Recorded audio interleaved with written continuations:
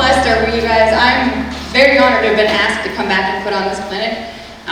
Last time when we put it on, this was life-changing for me as well, and I hope you guys all get out of it what I did the last time I came.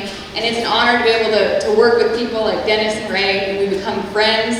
I got to know a lot of people here, parents, as well as kids that I've kept in touch with since the last camp, and have given a few lessons and stayed in touch with them, and excited to see you guys places. So I just want you all here to really enjoy this. It's about having fun as well as getting, I hope, as long as you guys leave here knowing one more thing than you came here, I'll be happy. But I hope you guys do learn a lot. I'm gonna do my best to work with all of you the most I can, okay? But I do have some really good helpers with me this year. 2 of them were here with me last year, and I'm gonna have them stand. So if you guys have any questions, we've learned over the years, and I know that I've known a few of these girls for a long time now, they've all gone to other clinics. I've gone to a bunch of clinics, okay? So if you have any questions, I have all the confidence in the world in these girls that they can help answer as well, even horse-related or not horse-related. Please come to us, okay? We'd love to help. But I'm gonna have them girls stand so you guys know who they are. Kay Cochran. Kay is our California girl. Stand up, Kay. Kay's from California, and she just moved. I gotta tell her that about it.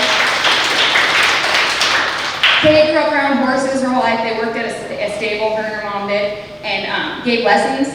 So she's really good. Take any advice you can from her as well. So Kay is gonna be one of my helpers, and then Corley is also, you can stand up. I just met Corley today, but I know she rides a lot of horses, is very successful, so feel free to ask her as well, sorry. And then Stephanie Kropp. Steph is a fellow North Dakotan, and I know she's been barrel racing her whole life too, and these girls are all very near and dear to my heart. I ask them help because I know that they both, not only with the horses, we share similar goals, and not just in the arena in life. I'm very proud of these girls. We keep the Lord very near and dear to us, and we send scripture to each other every day, this group of girls, and this is why I picked them. They needed to be here. So that was Stephanie, and then Anna Peterson. I don't see, oh, she's hiding. Anna's also from North Dakota. Anna's been barrel racing. I've known Anna for a long time. I actually rodeoed with Anna's older sisters, and very successful, actually, very successful in the professional level as well. So feel free to ask her anything as well.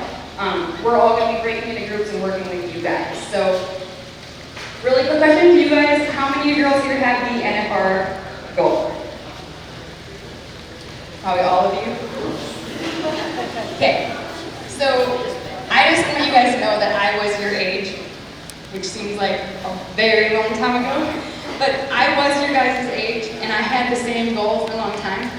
I'm not going to share a bunch of my story today, but I will get into it a little more tomorrow. But I will tell you, when I was your guys' age, I had a horse that could barely lope the pattern.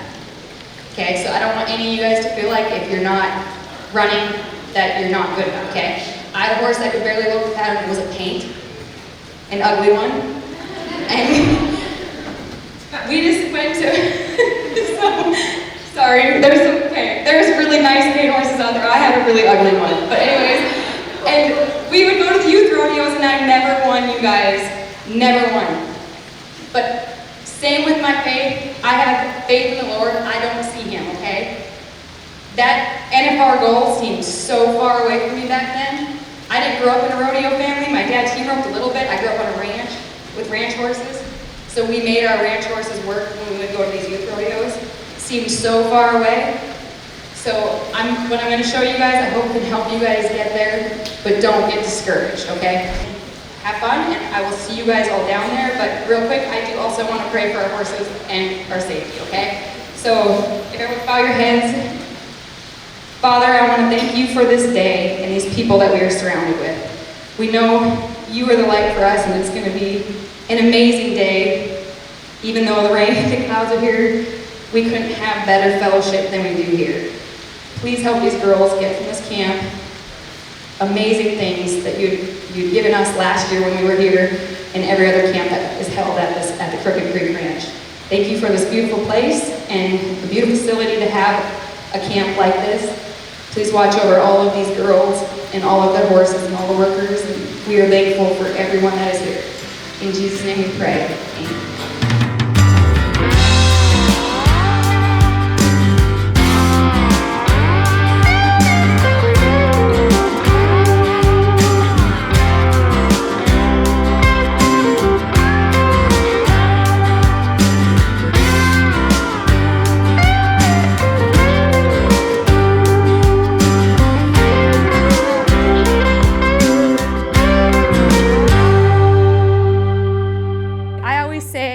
I have a box, okay? So I have a box right here. This is my box. My hands are not going to come out of that box when I'm making my run.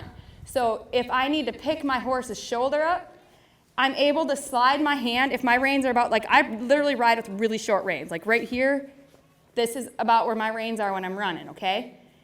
You don't want to rely on your reins, because if you do, it's going to push you forward. So you want to always make sure you work on your horsemanship with keeping your butt back in your saddle, okay?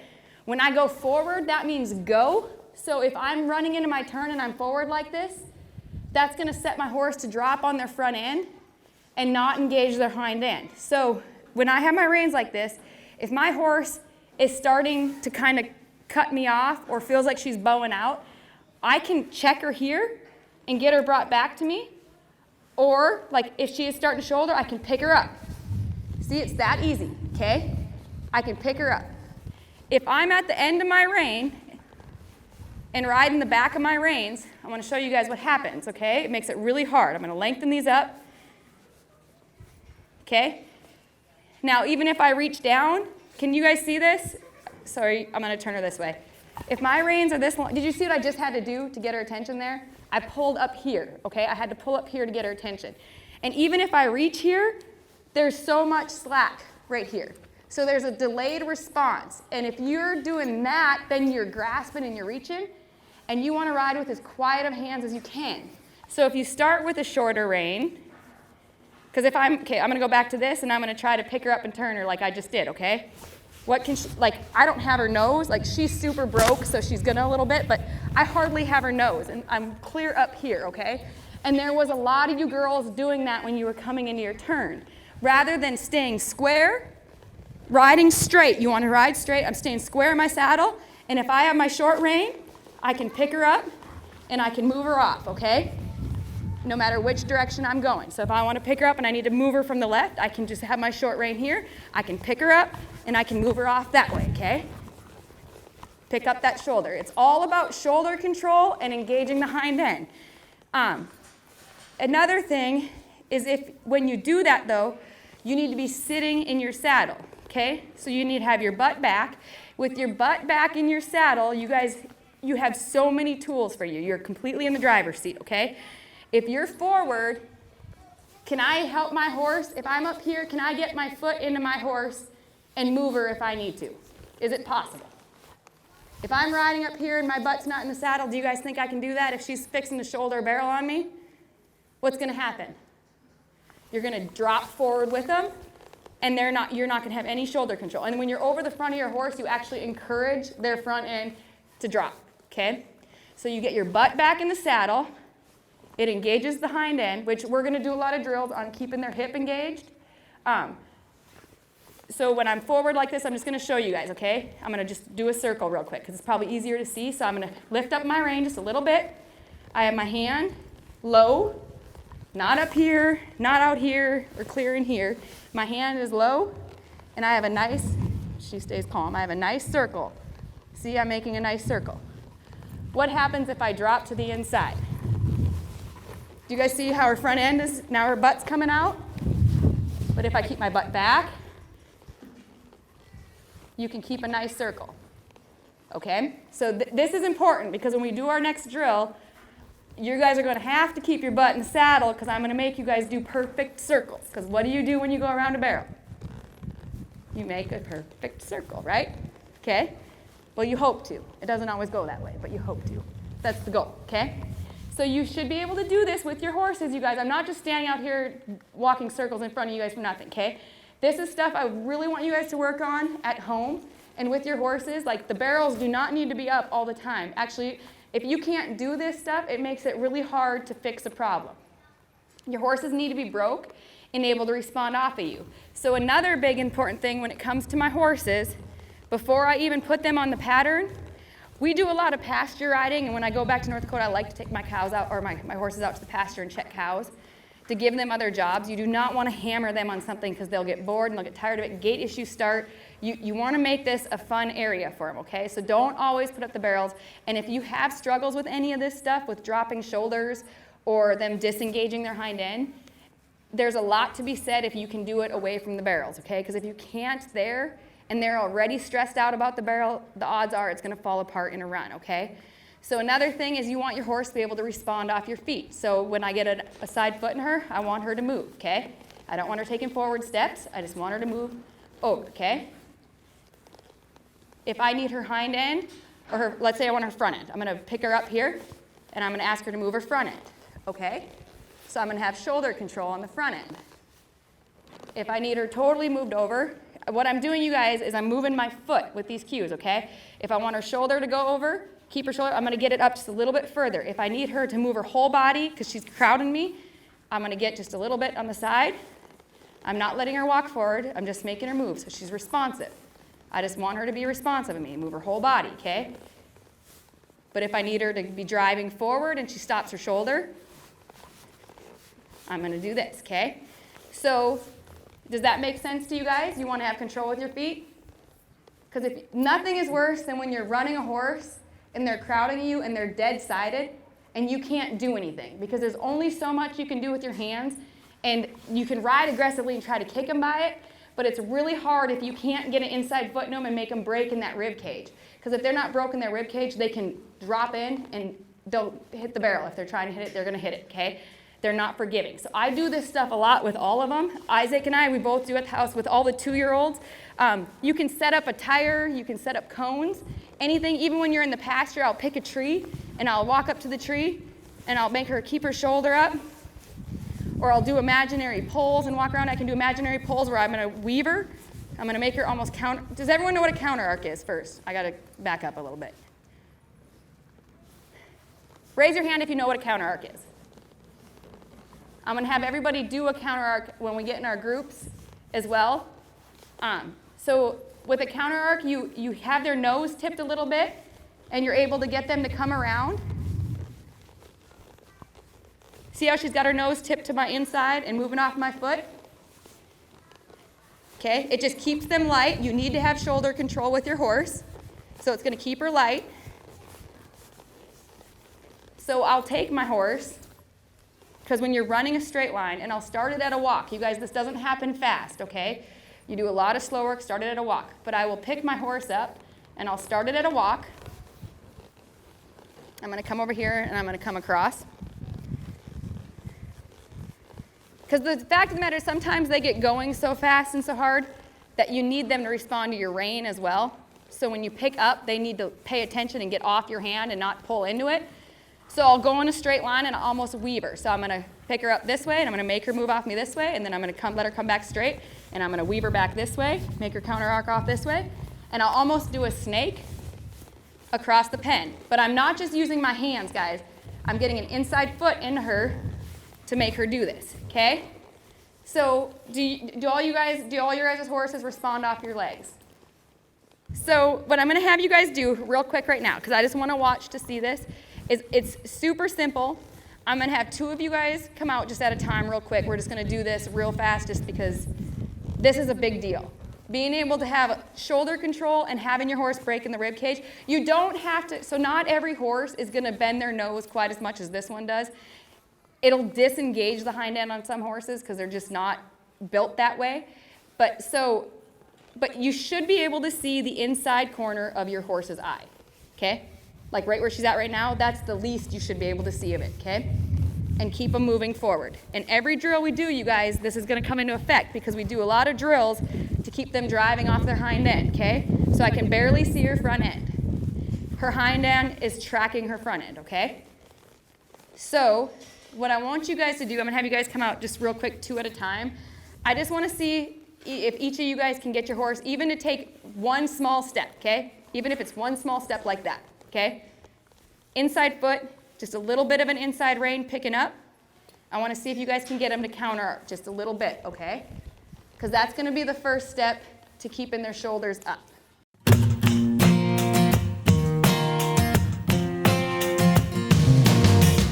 One thing I do, forgetting those things which are behind,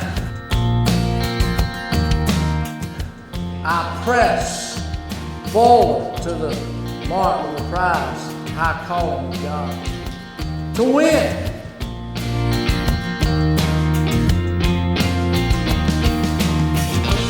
How many times you failed, doesn't matter. Good job. It's will you try again.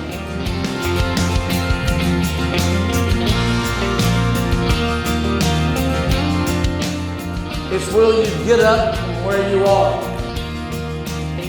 and press forward.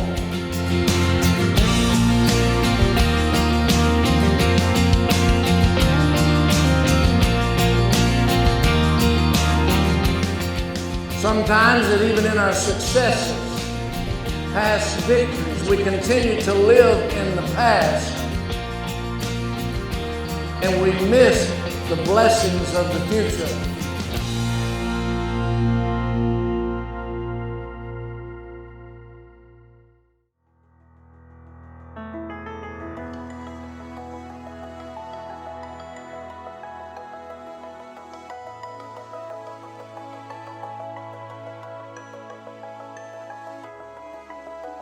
Good job.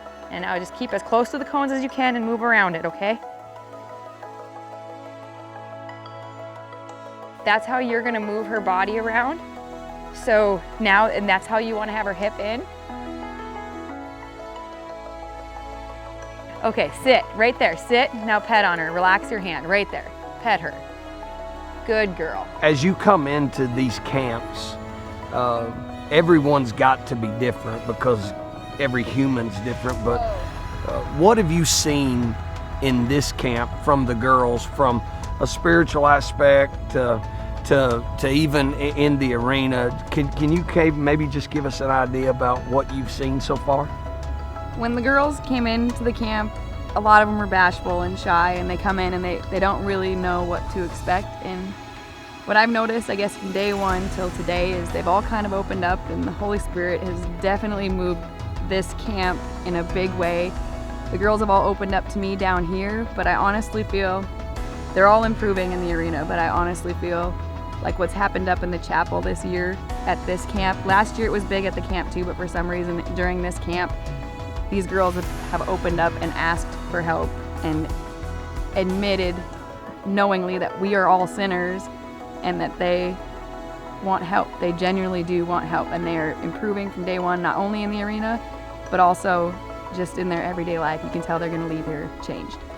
So, you know, I've been in ministry for some 24 years now, and it's always, I'm in awe at the opportunity to get to speak into someone's life. And you came to give to these kids, but when you do these camps, and it's in such a special place, and the presence of God is here, and the facilities are just unrivaled. Do you honestly leave here and feel like that you've received something? Is there, I mean, for reals? Yes, for sure. It's funny you asked that, because even last year, so I had I was privileged to be able to come here one other time, the first time I got to meet you guys.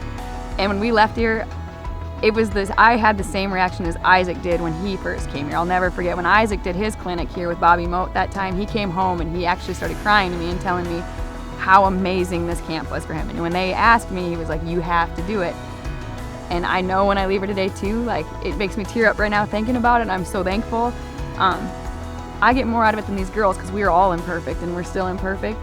And I've been through a lot of stuff that these girls have been through, and I watch them as far as in the arena. I don't know them all personally. I know some of them now after this camp, but just to be able to pray with them, we prayed we pray with each other all the time. The girls that I have helping me, there's a reason these girls are helping me.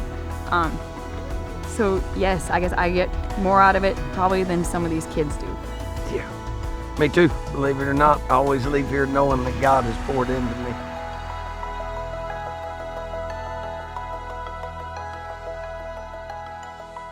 Joshua chapter 1 reads this way. It says, after the death of Moses, the servant of the Lord said to Joshua, son of Nun, Moses' aide, Moses, my servant, is dead.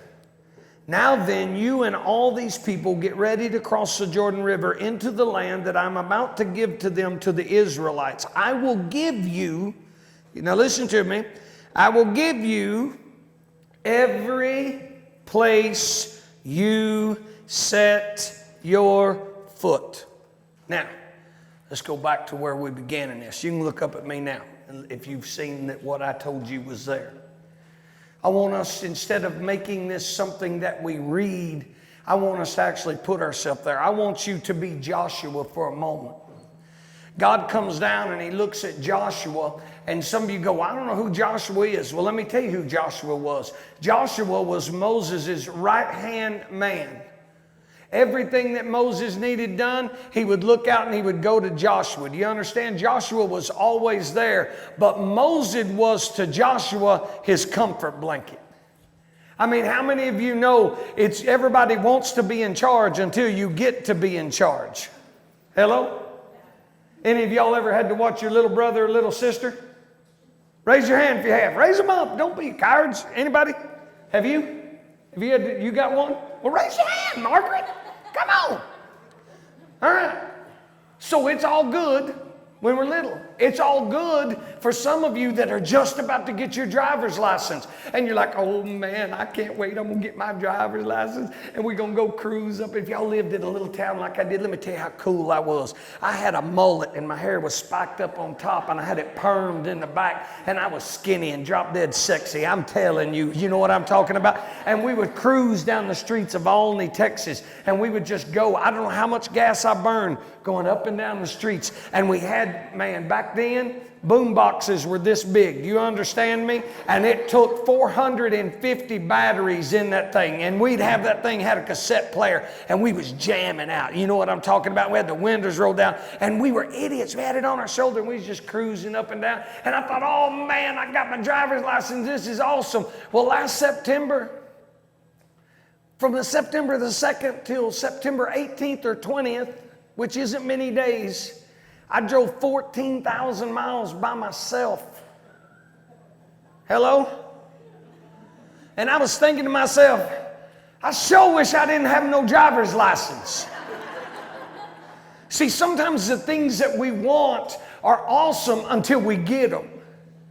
But Joshua had always had Moses, and if anything went wrong, he could go talk to Moses. Moses is the one that's going to give the answer. If he wasn't sure what to do, Dennis, he would go to Moses and say, Moses, these people are driving me nuts. What are we going to do about it, Moses? He didn't have to make any decisions. And all of a sudden, God says, Moses is dead.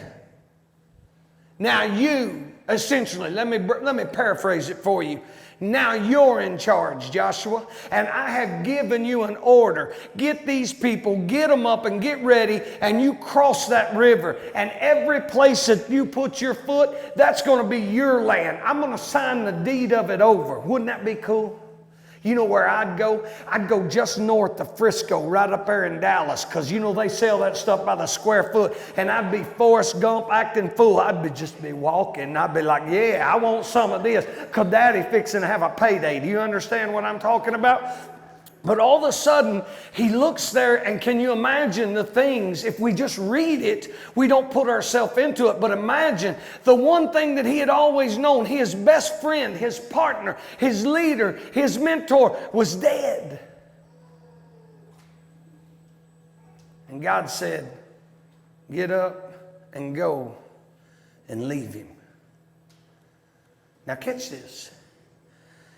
Any of you guys ever been around an old dead bloated cow? Raise your hand if you have. Curious?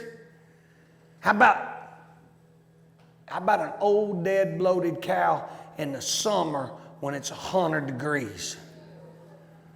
I know some of y'all going, ooh. No, ooh is when you poke him.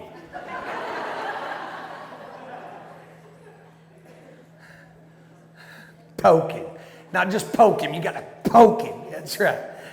Dog, man, you're going to be friends. What's your name? Hi, Emily, I'm Ray. We'll be BFFs. Okay. Best friend forever. So anyway, I began to read that and I began to think about how hard. Now catch this, because some people say, oh, they're too young for this. No, a bunch of y'all have got some stuff that you're fixing to relate to this. Mamas and daddies, some of you in this place, this is going to be just 4. You imagine how hard it must have been for Joshua to leave what he had always known and the one he had always known and not be able to carry him with him into his promise and into his destiny. Look, I'm going to promise you right now, the horse you're riding right now, at this moment, 99.9% of you, that horse will never, ever, ever, ever, ever be the horse that's going to take you to the NFR and you're going to win. But could you imagine if you were hard-headed and said, oh no, I just love this little mare, even though she's naughty.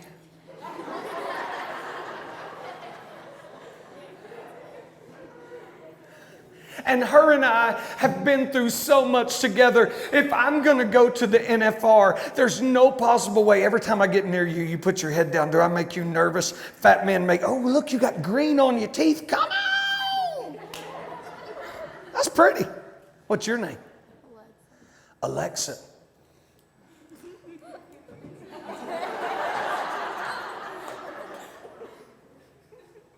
I ain't going to do it. I bet you've heard that before, hadn't you, Alexa? Look at her. She's like, shut up, fat man. All right, I'm sorry. Come on, man. Ain't no need to be that way. She got a knife out like I'll cut you. All right, so anyway, but can you imagine? I'm not going to go to the NFR if my buddy and my little mare can't go with me because she's just not fast enough, then I guess I was never, ever, ever meant to be there. Well, you know what? That doesn't make you principled. That makes you stupid. Are you hearing me?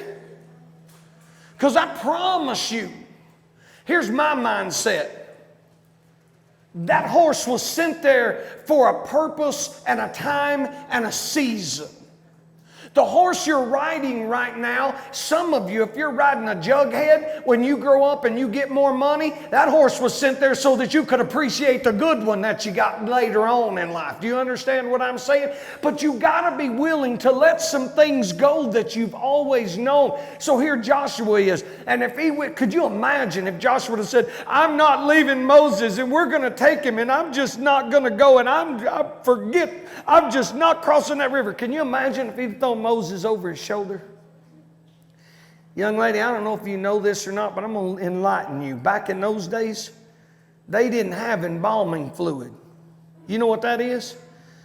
You do know what embalming fluid is? For some of you others that are here, embalming fluid is where they take all the blood out of the body and that's awesome, isn't it? They take all the blood out of the body and they put that embalming fluid, and that way you don't rot pretty much or decay, and you won't smell. You won't swell up like a toad. Are you catching my drift all right? But they didn't have it back then. So could you imagine if he'd have put him over his shoulder and said, this is my mentor. This is all I've ever known. And we're going to take him with us. You know what else I know about old bloated dead cows that lay out in the pasture?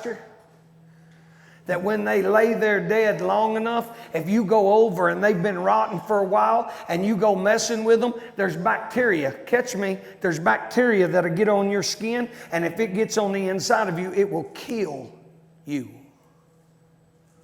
You say, what in the world does that have to do with Joshua and Moses?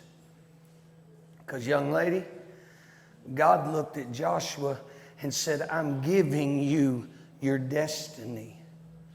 I've made a promise to you that you're going to have to leave what you've always known. You're going to have to leave everything that's made you comfortable. And if you'll just go and if you'll just keep walking, there's your destiny waiting for you. I'm going to give you things that you never even felt like you were worth, but you're going to have to leave Moses here. He is dead. That time of your life is over. It may have been good. Sometimes in our life, the dead things, they weren't so good. Sometimes they were ugly and sometimes they were bad. But if God says something's dead, we've got to have the courage and we've got to be smart enough to leave the dead things where they're at and to bury them.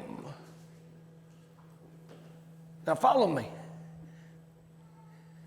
Can you imagine?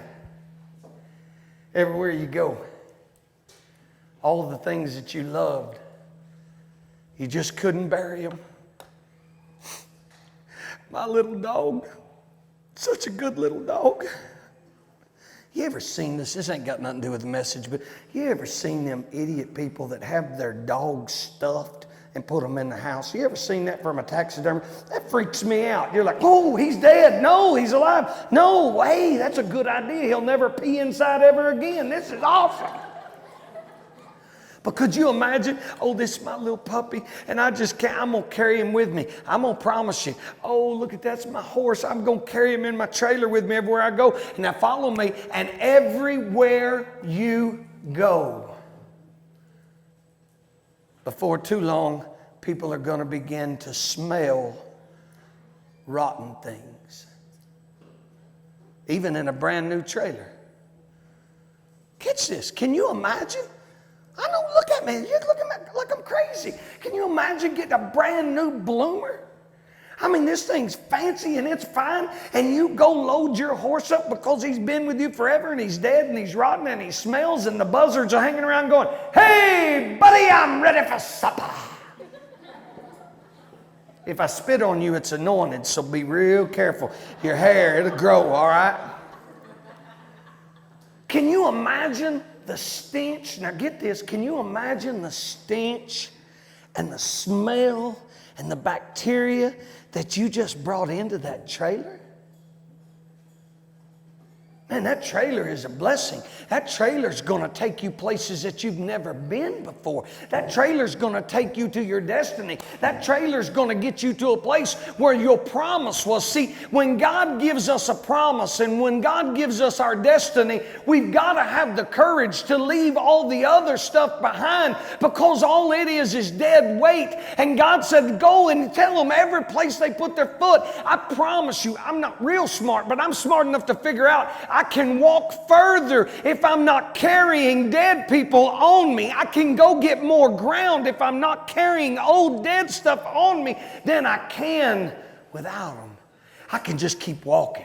If I said, Moses, you was my partner, but man, you did good. I'm sorry. The Lord said you're dead. We're going to bury you here. We're going to have a good service for you. Y'all get up and we're going to go get our promise. We're going to go get our destiny and just begin walking. Do you understand? You've got to be willing to leave a time in your life that absolutely was comfortable. Or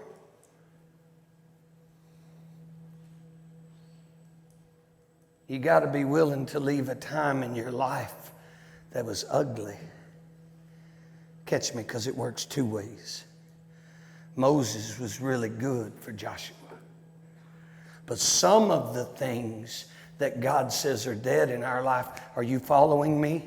Some of those things are the really bad times in our life. You remember what I told you about early when I sat down and talked to Dennis? That was one of those things that was really tough for me. And everywhere I went, I wanted to pick up my failure and I wanted to put it on my shoulders and I wanted to carry it with me because I felt like I had to. I felt like I wasn't good enough, that I was supposed to take it with me, that everybody needed to see how sorry I was and how big of a failure I was. And God was going, there's a promise in front of you, and I absolutely want you to put that dead stuff down. I want you to get that ugly stuff down, and I want you to go forward. See, it works both ways. But when God says something's dead, good, bad, or indifferent, you better get a shovel and get to digging. And you better get to burying those things. Because if you don't, they just contaminate the promise that God's given you. Now, I don't know about you, but I absolutely chose one day to believe that I was worth more than contaminating the promise that God had gave me.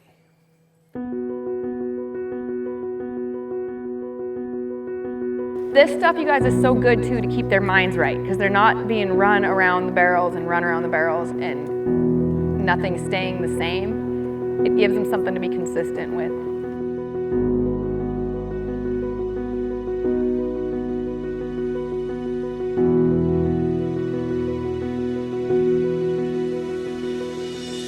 This is my first camp, and I think that we're doing a lot of drills that I do at home, just slower and more efficient. So it's like slow work works way better for performance horses. You kind of got to get your outside foot in them to keep them walking forward so she's not going sideways.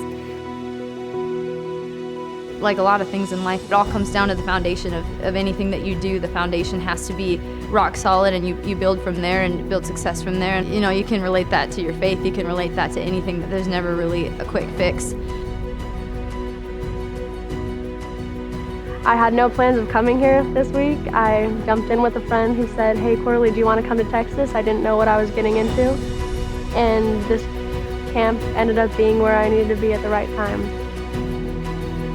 Britany and all of her girls are amazing, and the church services are absolutely amazing. They always help me touch back into Christ. This camp spiritually has helped me with a lot of different things so far. Last night when Brother Ray gave his sermon about Joshua and Moses, talking about carrying burdens along with you and how they're similar to dead things, that spoke to me volumes. My junior year of high school, I was dating a guy that got killed in a car wreck, and I've carried that a long way. And I gave that away last night. So that was really big for me.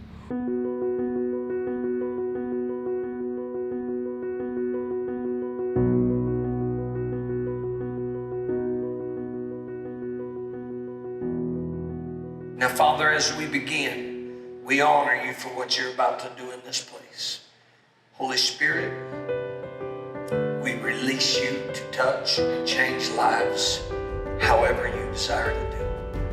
We honor you for what you're about to do. In Jesus' name we pray. Amen.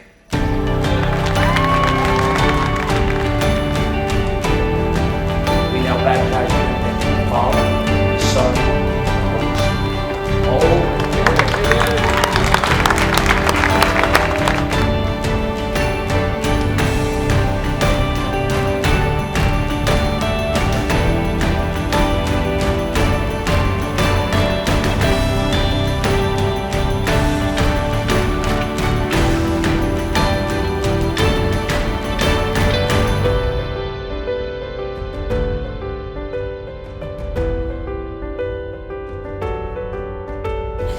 On you telling me that Jesus Christ lives on the inside of you? Then on your profession of faith, we baptize you in the name of the Father, the Son, and the Holy Spirit.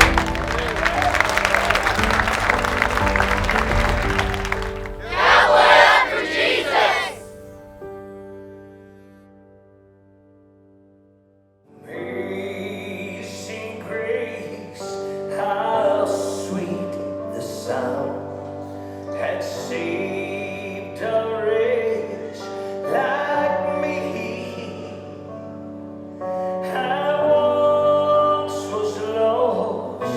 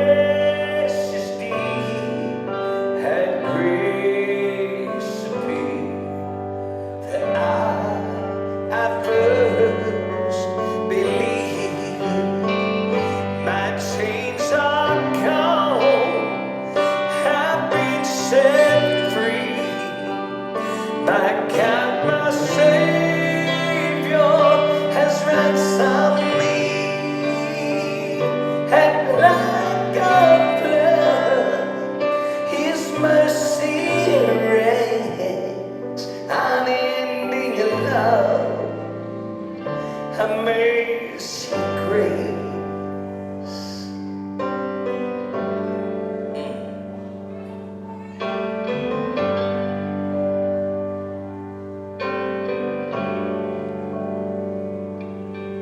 The Lord has promised good to me. His word, my hope secures. He will my shield and portion be, as long as time endures. My chains are gone, I've been set free.